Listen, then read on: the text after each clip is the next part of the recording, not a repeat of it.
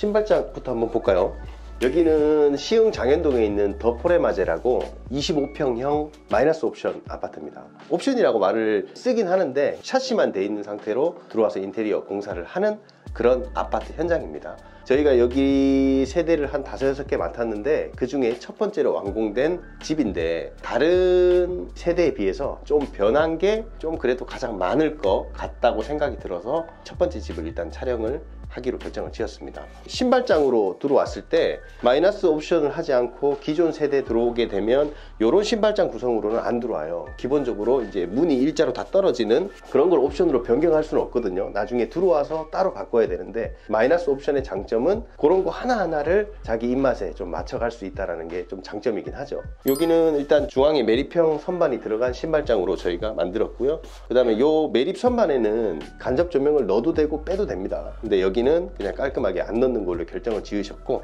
하단부에는 요즘 많이들 넣으시죠. 여기만 기본적으로 간접 조명이 들어간 걸로 옵션을 선택을 했습니다. 그 다음 이쪽으로 보시면, 자, 이쪽 거울 부분은 원래는 여기 팬트리 도어가 설치가 돼야 되는 구간이에요. 일반적으로 우리가 옵션이 다 돼 있는 세대에 들어왔다면 그냥 문이 있어요. 가구 도어나 일반 문이. 근데 우리는 여기를 일단 막고 저 반대편을 팬트리 룸으로 아예 크게 확장을 해서 사용한 레이아웃입니다. 그 다음에 마이너스 옵션들은 입구 디딤석 그 라인이 따로 없어요. 그러니까 따로 만들어줘야 되는데, 마이너스 옵션을 많이 안 해보신 인테리어 업체들은 요 디딤석에서 실수를 좀 많이 하는 것 같아요. 이 디딤석을 따로 하셔도 되고 타일하고 같이 맞춰서 해도 되는데, 이 중문과 전실로 나가는 공간에 최소 발 하나는 올라갈 수 있는 디딤석 공간을 만들어 줘야 됩니다.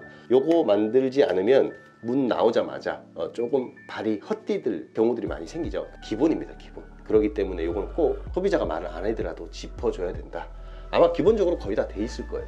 그리고 중문 마지막에 여기 인테리어 비용을 다 공개를 할 거거든요. 근데 여기는 올 공사를 하긴 했지만 그래도 정말 원하시는 부분들은 소비자분이 선택을 하셔서 간 부분들도 있어요. 그러니까 따로 구매를 하셨다는 얘기죠. 대표적으로 여기는 중문을 따로 구매를 하셨습니다. 그래도 이제 우리가 우드 포인트를 줬기 때문에 요소에 우드들이 좀 들어가 있어요. 그거에 맞춰서 중문도 이렇게 설치가 돼서 제가 볼 때는 아주 이쁘게 설치가 잘 된 것 같아요. 작동도 잘하고 괜찮은 것 같아요. 자, 이제 복도 쪽 한번 들어가 볼까요?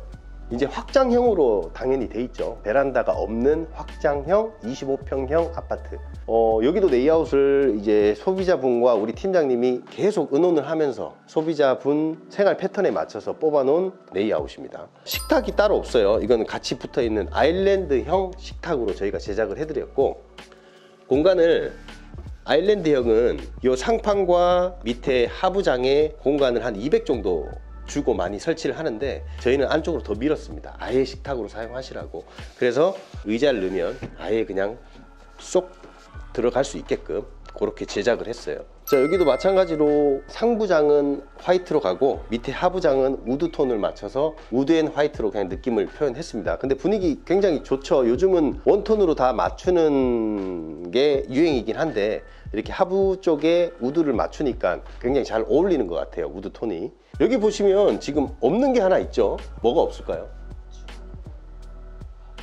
냉장고가 없죠, 냉장고가. 원래 기본적으로 이쪽 부위에 냉장고를 매립을 하는 형태를 요즘 많이 사용을 하시죠. 근데 여기가 25평형이다 보니까 주방에 한계점이 있어서 냉장고가 2개나 하나가 큰 게 들어오게 되면 여기 주방이 너무 좁아져서 이 주방에는 아예 냉장고를 두질 않았어요. 주방 가까운 곳에 다용도실이 있기 때문에 거기로 냉장고를 빼면서 그래도 이런 결정을 하니까 아주 쾌적하고 넓어진 주방이 나온 것 같아요. 여기 원래는 마감이 키 큰 장이 들어와서 벽면을 마감해줘야 기본적인 레이아웃인데, 여기까지 상부장이 들어오면 조금 답답한 느낌이 있을 수 있을 것 같아서 무지주 선반형으로 이 라인을 맞춰서 설치를 했습니다. 그리고 요거 아일랜드로 연결돼 있는 식탁 같은 경우는 하부장 문을 못 만들죠. 그러면 여기가 죽는 공간이 되는 곳을 도어를 이쪽으로 만들어서 이렇게 사용하실 수 있게끔 자리를 빼드렸어요. 물론 이런 공간이 주방 안쪽으로 있다면 더 편리한 상황이겠죠. 근데 이제 우리 집 레이아웃에 맞춰서 가야 되기 때문에 이쪽 공간이라도 사용할 수 있게끔 만들어 놓은 거죠. 밥솥을 여기 둬도 되고 절로 옮겨도 되고, 그거는 여러 가지 방안에 맞춰서 쓰시려고 저희가 이렇게 제작을 해드렸습니다. 그리고 우리가 인테리어 하면서 싱크대에 이렇게 설치를 하잖아요. 매립 콘센트들을 요거 좀 설치 좀 해주십시오 하면 설치 가능하거든요. 여기 같은 경우는 두 군데를 뺐어요. 매립형 콘센트. 이 싱크대 하부장 상판에 이렇게 매립형을 만들어 놓으면 굉장히 편해요. 콘센트 같은 거 정리하기가. 여기도 하나, 저기도 하나. 요거는 다 소비자분께서 구입을 하셔서 저희한테 주셔서 시공을 해드린 그런 상황입니다. 이제 우리가 냉장고를 없앴죠. 냉장고가 주방이었고 다용도실에서 냉장고를 쓰고 있는 상황입니다. 이렇게 놓고 이제 냉장고를 사용할 수 있게끔, 주방이랑 가까이에 위치해 있는 다용도실이라서 불편 없이 사용할 수 있을 것 같습니다. 냉장고 열고 바로 준비하고. 요거가 만약에 바깥에 나갔다면 주방 가구의 레이아웃에 한계가 좀 있겠죠. 근데 배치 적절하게 잘 된 것 같습니다. 나머지 공간은 세탁실로 쓰고, 이제 여기는 거실 공간인데 이 거실의 레이아웃에 대해서 굉장히 좀 많은 의견들이 있었거든요. 이 우물천장이 조그맣게 있죠. 우물천장이 있건 없건 요즘 추세는 우물 없이 일자로 가는 게 추세긴 해요. 근데 우물천장이 기본적으로 마이너스 옵션 상태인 천장에서 우물이 돼 있었어요. 그럼 요거를 평탄화 작업을 하느냐 아니면 요대로 살리느냐, 뭐 비용의 차이도 있겠지만 이제 느낌의 차이도 있겠죠. 일단 우리는 기본적으로 우물 천장을 살리기로 했고, 여기다가 원래는 간접을 넣기로 얘기가 또 됐었어요. 그렇게 되면 아시다시피 간접 날개가 안쪽으로 모이죠. 그러면 또 너무 좁아집니다, 우물이.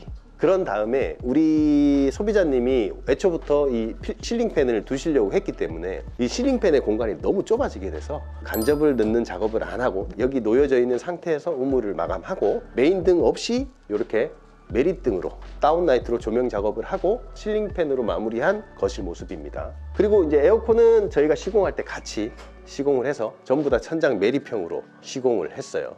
그리고 여기 특별한 부분은 따로 없고요. 도배가 텍스처가 좀 진해 보이죠? 이쪽 한번 보시면 디아망에서 나오는 모던 회벽 화이트라고 텍스처가 조금 많은 게 조금 특별한 부분이기도 하고, 그리고 도배지 자체가 디아망 제품이 살짝 굵어요. 그래서 이제 벽 안에 있는 그런 데코들이 좀 자연스럽게 가려지는, 일반 도배보다는 금액도 비싸고 시공도 예를 들면 한 푼이 더 들어갈 정도로, 왜냐하면 퀄리티를 좀 높여야 되기 때문에. 느낌이 나중에 한번 만져보시면 느낌 자체도 무슨 석고벽 만지듯이 굉장히 굵어요, 종이 자체가. 그 다음 여기서 가장 많이 변했던 부분이 이쪽 부분입니다. 복도가 하나 더 생겼죠. 여기는 원래 안방 구간입니다. 그러니까 여기가 안방 문이어야 돼요. 근데 여기를 복도화로 만들고 안방 욕실이 외부로 이제 통하게 된 거죠. 거실 욕실도 외부에 있고 안방 욕실도 외부를 통할 수 있는 그런 복도를 만들어 드렸는데, 저도 안방이 너무 좁아지지 않을까 이런 고민을 좀 하고 말씀을 드렸었는데, 솔직히 말해서 하고 난 다음에는 이 공간이 저도 마음에 듭니다. 원래는 너무 좁아서 추천을 드리지 않았었어요. 근데 이런 공간이 다른 집은 없거든요. 안방이 좀 물론 줄어든 건 있지만 그래도 안방은 잠만 잔다고 생각을 했을 때 충분한 공간이 또 나오더라고요. 여기는 또 사람이 지나다닐 수 있는 복도 공간이 충분히 확보가 되고, 이렇게 하부장을 만듦으로써 이런 오브제 공간도 만들 수 있고, 요 액자 부분도 매립형으로 액자 레일을 넣어서 전시할 수 있는 공간도 나와 버린 것 같아요. 원래 이런 공간은 아파트에서 찾기 힘들어요. 38평 이상 넘어가는 아파트들은 이런 공간이 나오는데 우리 25평대에서는 이런 공간이 거의 없거든요. 근데 이 공간을 소비자분께서 만들어 버리신 거죠. 근데 정말 결정은 잘 하신 것 같습니다. 그리고 요 밑에 바로 로봇 청소기 주차장이죠. 그리고 이 하부장을 열면 이렇게 사용할 수 있게끔 일체형으로 잘 나온 것 같아요. 그리고 이쪽은 안방 욕실. 안방 욕실은 별다르게 힘을 준 건 없습니다. 기본적인 타일과 기본적인 바닥, 그리고 기본적인 수전들이 들어와서 요 기본 세팅으로 만들어낸 안방 욕실이죠. 여기서 특이하게 파티션은 원하시질 않았어요. 원래 여기 파티션이 하나 들어와 있는 타입인데 여기서 그냥 파티션 안 하는 걸로 결정을 지으셨고, 요즘 개인적인 생각을 말씀드리려고 얘기를 한번 꺼내 볼게요. 줄눈, 실리콘 작업이거든요. 실리콘으로 줄눈을 다시 메꿈 작업을 하는 건데, 사용한 지 한 몇 해 지난 아파트들은 줄눈 시공을 한 번 더 하는 거는 저는 추천을 드려요. 근데 새 아파트에 이 줄눈 시공을 하는 거는 한 번 시공을 한 거에 또 한 번 시공하는 격이 돼버려요. 굳이 할 필요 없습니다. 쓰시다가 이제 줄눈에 이제 때도 많이 타고 한번 줄눈을 다시 해야 될 시점이 왔을 때, 그때 새로 시공을 하는 게 저는 맞다고 생각하고, 신축 아파트에 하는 거는 저는 안 맞다고 생각을 합니다. 모든 신축 아파트를 말씀드리는 게 아니라, 인테리어가 다 돼 있는 아파트들은 매지가 들어가 있죠. 근데 그게 많은 세대를 매지를 넣다 보니까 이 매지가 조금 거칠어요. 그런 세대들은 필요할 수도 있는데, 이렇게 마이너스 옵션으로 인테리어 업체가 하나씩 맡아서 하는 이 매지의 퀄리티는 다중으로 하는 것보다는 당연히 퀄리티가 높을 수밖에 없어요. 그렇기 때문에 시공을 한 집들은 굳이 이 줄눈 시공을 따로 외부 업체에서 하실 필요는 없다고 저는 생각을 합니다. 이렇게 안방 욕실은 봤고요. 기존에 여기가 개고부가 이렇게 뚫려 있어요. 그리고 팬트리가 있고, 그 다음 거기에 벽이 하나 있고 현관 팬트리로 이어지거든요. 이어지는 게 아니라 칸막이로 막혀 있는 거죠. 그러니까 거기를 헐어서 하나의 팬트리 룸으로 만들었습니다. 이제 여기는 가구형 도어로 문을 열게 되면 넓은 팬트리 공간이 이렇게 나오죠.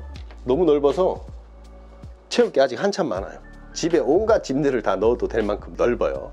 공간이 잘 나온 것 같습니다. 여기도 복도를 만들고 벽을 만들었잖아요. 안방인데, 안 그래도 어떻게 보면 좁은 안방 공간을 복도를 만들면서 면적이 많이 없어졌죠. 그래서 이 안방의 공간이 어느 정도 될까 궁금하실 것 같아서 안방을 한번 공개해 볼게요. 이렇게 들어오시면 됩니다.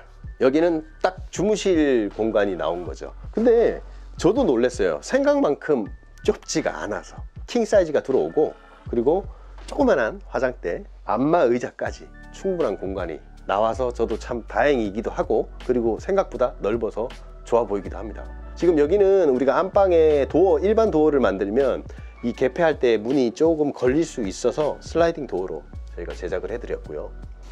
이제 반대편으로 한번 가볼게요. 여기는 드레스룸인데 따로 문을 만들진 않았어요. 그냥 아치형 개구부의 커튼으로 마감. 부부 두 분이 쓰시는 공간이기 때문에 이렇게 보시면 방 전체를 드레스룸으로 설치를 했습니다. 전부 다 기성품으로 우리 소비자분께서 구매를 하신 가구들이에요. 그래도 딱 맞게끔 맞춰왔죠. 그리고 마지막에는 잘 안 보이시겠지만 스타일러가 있어요. 이 공간은 알파룸이라고 돼 있는 공간인데, 어떻게 보면 애들 방이겠죠. 나중에 애가 생기면 그렇게 개조를 해서 쓸 수 있게끔. 그리고 이쪽은 이제 작은 방이죠. 여기는 컴퓨터 작업실로. 어이씨, 우리 애들이 여기 여기는 그냥 컴퓨터가 있는 방이니까. 그리고 이제 욕실로 들어와 보겠습니다. 여기도 기본 타일과 기본 바닥, 특별한 거 들어온 거 없어요. 뭐 졸리컷이라든지 600에 타일이라든지 그런 건 없이 그냥 기본에 충실한 거실 욕실입니다. 욕조를 선택을 했고, 욕조 위에 이렇게 파티션 설치해서, 같은 동일한 아파트 중에 여기를 조적벽으로 파티션을 나누는 욕실들도 꽤 있어요. 근데 이제 공간이 워낙 좁기 때문에 조적벽이 들어오게 되면 욕조도 당연히 안 되고, 요 샤워 공간이 굉장히 좁습니다. 근데 그거는 이제 소비자의 선택이기 때문에 그건 뭐 누구 말이 맞다기보다는 욕실이 좀 넓으면 넓은 만큼 그런 공간을 허비해도 되고, 욕실이 좁으면 좁은 거에 맞춰서 가야 된다고 저는 생각을 해요. 자, 일단 인테리어 전반적으로 둘러봤는데 제일 중요한 거는 견적이 얼마나 나왔냐. 우리 오늘 영상에 나온 이 집은 부가세 포함해서 3,400만 원의 공사가 마무리된 현장입니다. 3,400만 원 퀄리티의 AS까지 다 책임을 지고 가는 인테리어 업체는 솔직히 없어요. 이거는 굉장히 많은 미팅과 그 현장을 맡은 팀장님과의 엄청난 유대관계가 쌓여야 가능한 가격이라고 저는 생각을 해요. 영상 여기까지만 하고 다음 현장에서 또 한번 뵙도록 할게요. 고맙습니다.